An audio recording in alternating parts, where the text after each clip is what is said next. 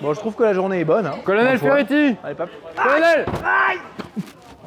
Ah.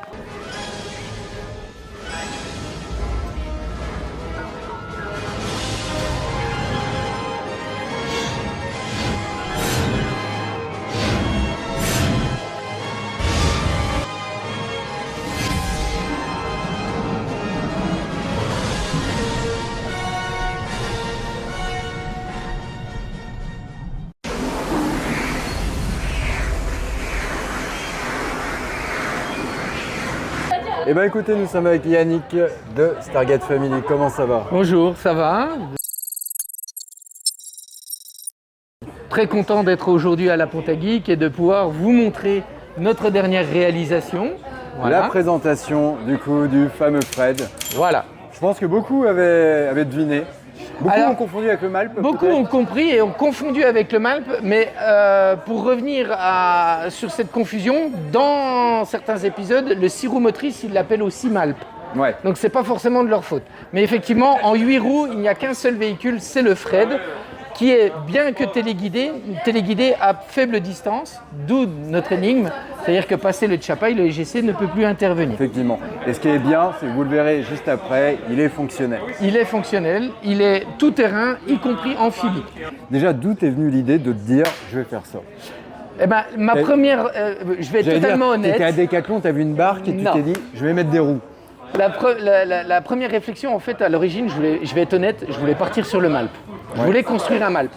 Et donc, j'ai commencé à faire des recherches sur tous les véhicules qui ont été utilisés dans la série et vendus lors des ventes aux enchères ou autres. Et j'ai vu que le Malp avait été vendu, mais pas le Fred. Donc, connaissant le fabricant d'origine de ce type de véhicule, puisque j'ai une connaissance des véhicules qui m'a permis d'identifier tout de suite le fabricant canadien, qui est la société Argo, je me suis dit que ce serait plus facile pour moi de partir sur une base et de le modifier en Fred plutôt que de reconstruire le Malp à zéro. Il y avait moins de travail de ferronnerie, de châssis, de carrosserie.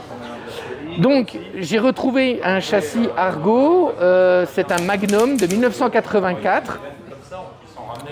Voilà, et qui était en piteux état en région parisienne, et j'ai été le racheter.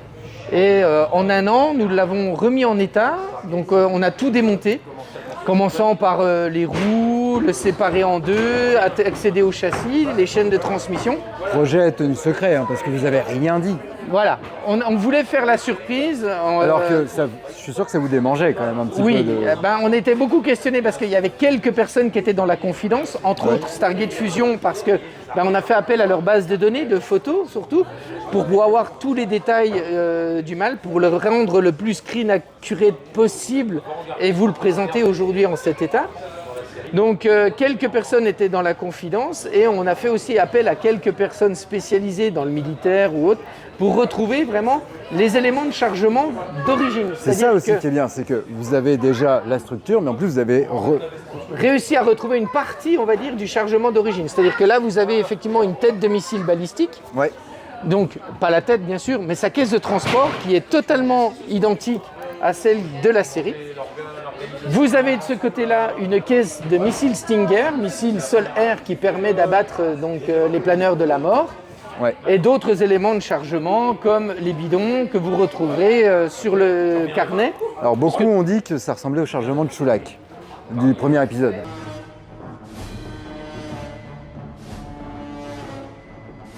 Oui, on est d'accord.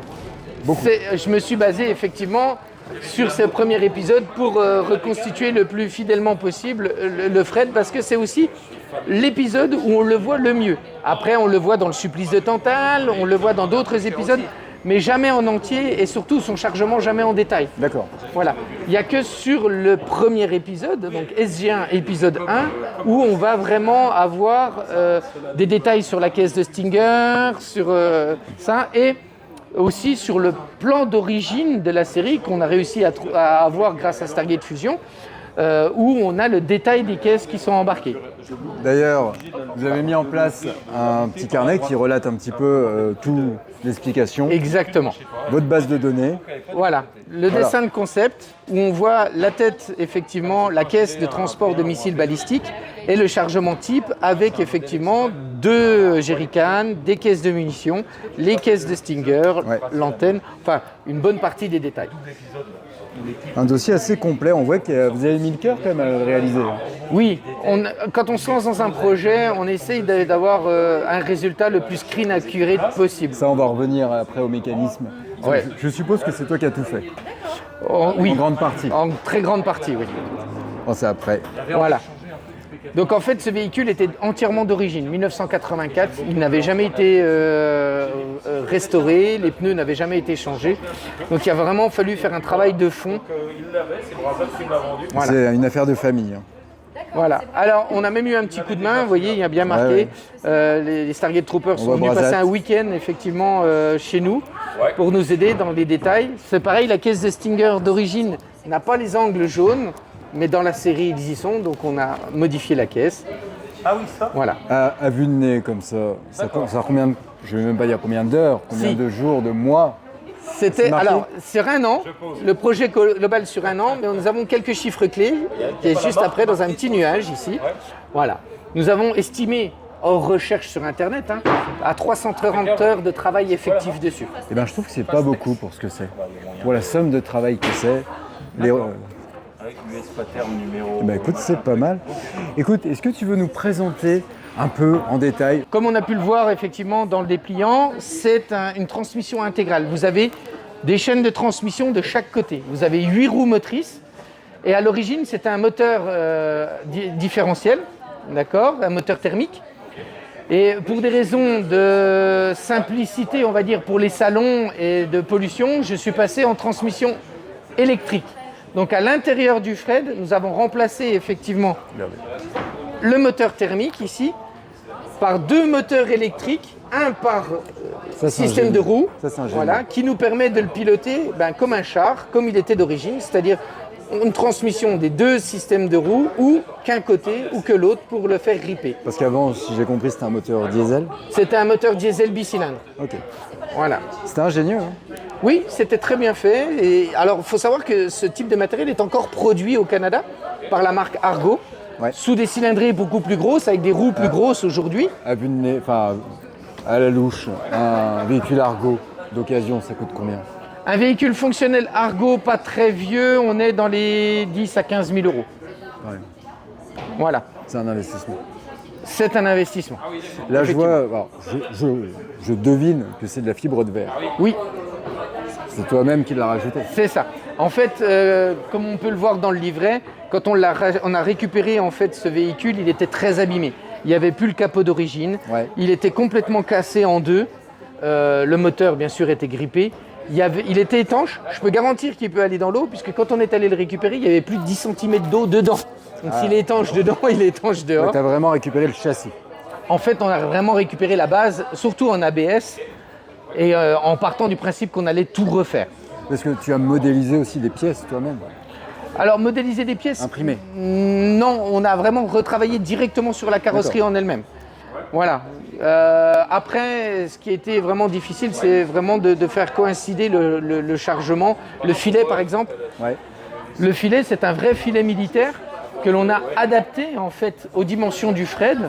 D'accord. Et qu'il a fallu teindre parce que les filets militaires qui sont disponibles, qu'on peut trouver, sont verts, kaki. Or, dans la série, les noirs, comme les anneaux, retrouver les mêmes crochets d'anneaux en fait que la série. Jusqu'au détail de l'antenne, puisqu'on a pu zoomer sur certaines photos d'épisodes où on peut identifier exactement l'antenne militaire. Donc c'est une antenne utilisée sur les Humvee américains, donc, et que j'ai réussi à retrouver pour pouvoir l'intégrer donc au Fred. Je vois, c'est une fausse base d'aluminium que tu as mis là. Oui, pour le chargement, oui. Alors en fait, le fond, c'est une plaque d'OSB suffisamment costaud pour pouvoir porter toute la charge.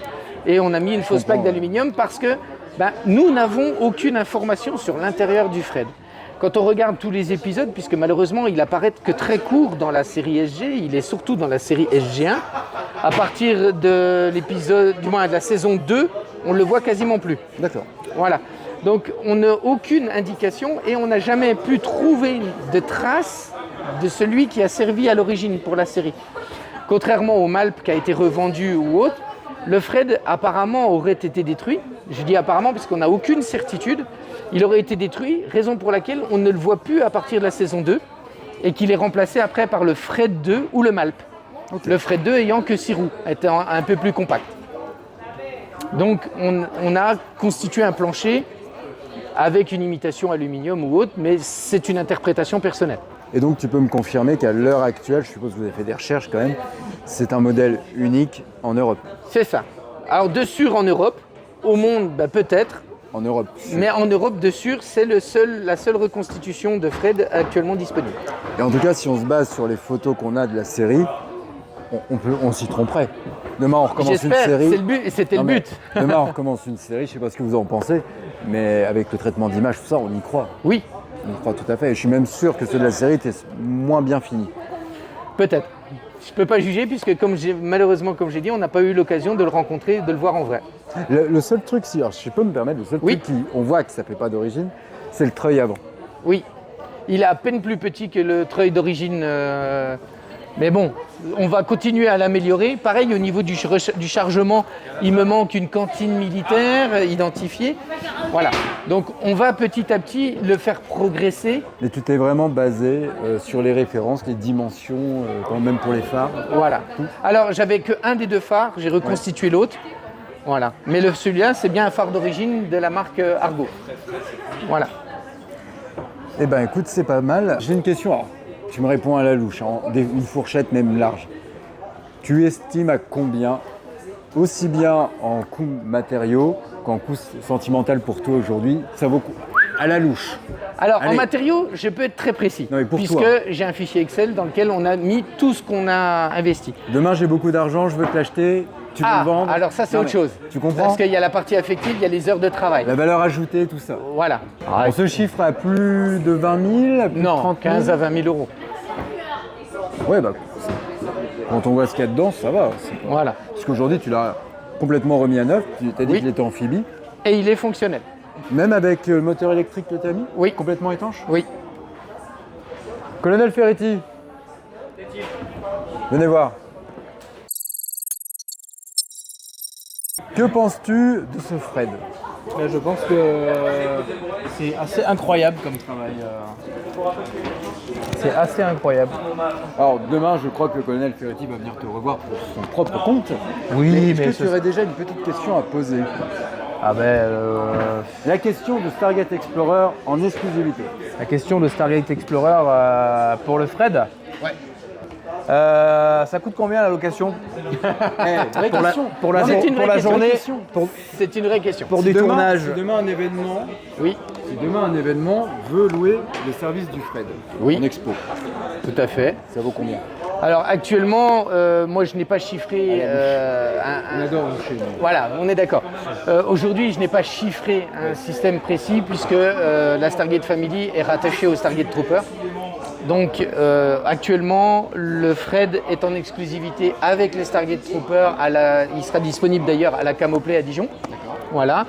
Pour le compte des Stargate Troopers, après, effectivement, il faut étudier parce que c'est en fonction des kilomètres. Pour résumer, contacter les Stargate. Voilà. Il m'énerve le Ferretti. Donc, pour résumer, contacter les Stargate Troopers et ça sera à voir dans le devis total. C'est ça. Parce qu'il y a quand même le transport, il y a beaucoup de choses. Les frais kilométriques qui sont, bien sûr, si c'est un salon comme Pontarlier où c'est à 1 heure de chez moi, ça sera forcément moins cher que Colmar, Strasbourg ou Paris. Écoute, est-ce qu'on peut le voir juste rouler un petit peu? Il faut que je le remette en route, oui. Venez voir, secret de fabrication, vite.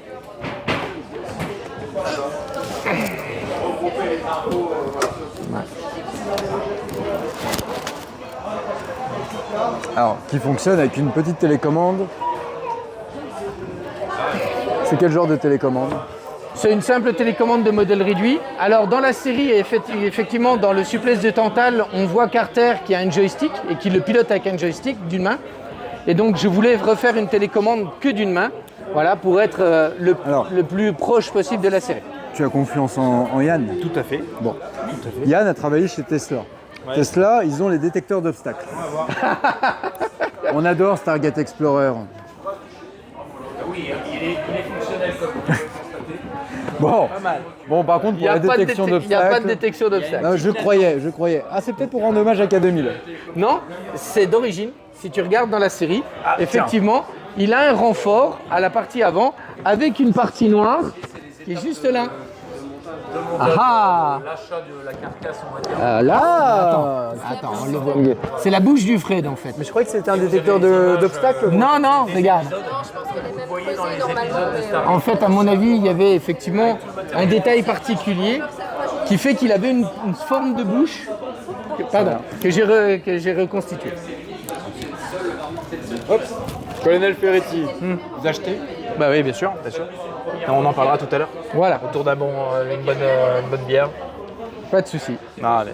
Bon, bah écoute, merci. En tout cas, c'est Yann. un sacré travail. Merci Yann et félicitations. Il faut vraiment être passionné pour prendre autant de temps. Et c'est ça qu'on aime dans la communauté Bah, Stargate. hein. Voilà, c'est vraiment- ça. En fait, c'est- moi je l'ai fait, c'est vraiment pour faire la promotion en fait de la communauté Stargate.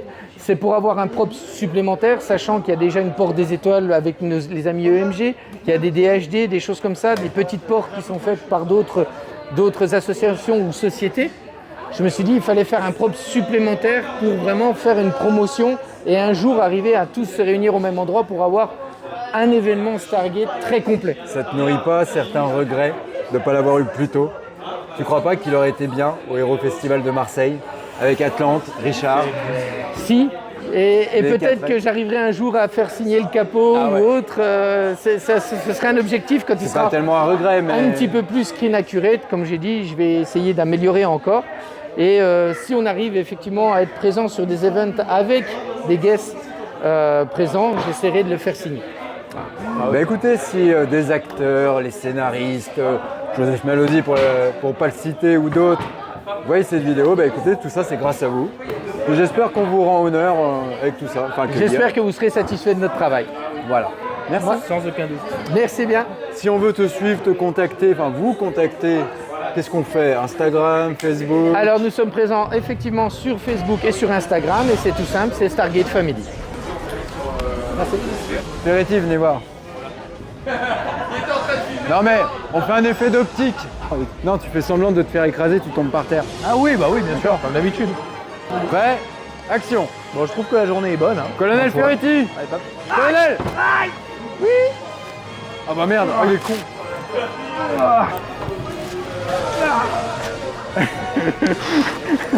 C'est dangereux, Eh, hein. avance, avance.